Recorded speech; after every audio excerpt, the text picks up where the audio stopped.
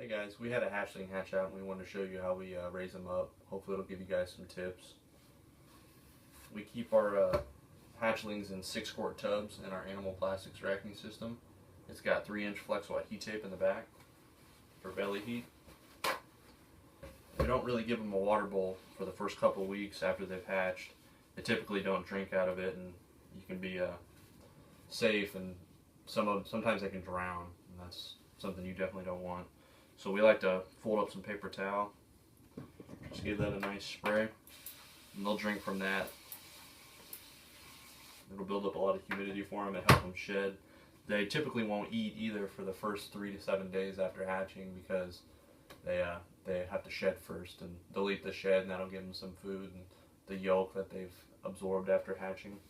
You want to give them a hide over their warm side. You can use these styrofoam meat packing trays. They work really nice. You can either just cut a hole in them, or this was a larger one, so I had to snap it in half. And you would just set that over the heat source, and it would build up moisture, and they would lick from it and everything.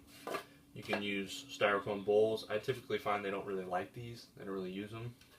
I don't know if it's the color of them, like because it's white. I don't know. They don't feel enclosed or whatever. But these potting trays work pretty good. They're kind of lower to their back, which they seem to like. I actually have this old rock habitat from a long time ago. That would work pretty good for them. I'm actually going to use this one today. Just cut a hole in the side. This is pretty much the basics of what we do right here. After about three days to a week, we give them a food dish. But for video purposes, I'll go ahead and put the food dish in there. That'll get them used to the food dish there being there anyway.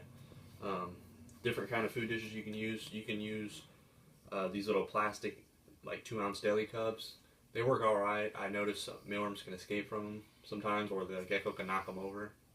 But it is really nice because they can see the mealworms through the side of it. I actually have this ceramic dish that I'm going to use. So you just put that in there. As far as multivitamins and calcium, we like the Vionate vitamin mineral powder. It works pretty good. With the Osteoform SA, we do 2 parts Vionate to 1 part calcium. So you just want to sprinkle that in their food dish a little bit. They'll also lick from that as they need it. Calcium is really important for hatchlings, for development of their bones and everything. So just sprinkle a little bit of that in there, and then after about a week, we'll give them 5 or 10 mealworms, and just make sure they're eating them. If you do have a dish that they're escaping from, make sure you try and switch it to one that they're not, because if the worms are getting out and eating the gecko's poop, and then the gecko eats the worm, that can transfer a lot of stuff you don't want. So that's pretty much the basics of their setup. Now you're going to want to put your little hatchling away. We had a little radar hatch out. Pretty cute. This is a Timsex female. Let's put this little guy in his new home. Little radar we had hatch out. These little deli cups work nice for incubation because if you have an egg that molds or something, you can just throw the other one away. It doesn't affect the other egg if it's good.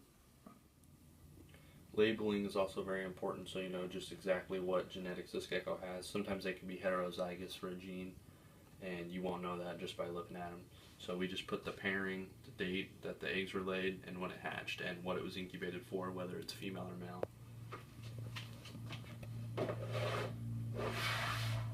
And that's basically just how we raise our hatchlings. You could typically get them to 35 or 40 grams that way in about 4 or 5 months. So thank you guys for watching. If you guys have any questions, let us know.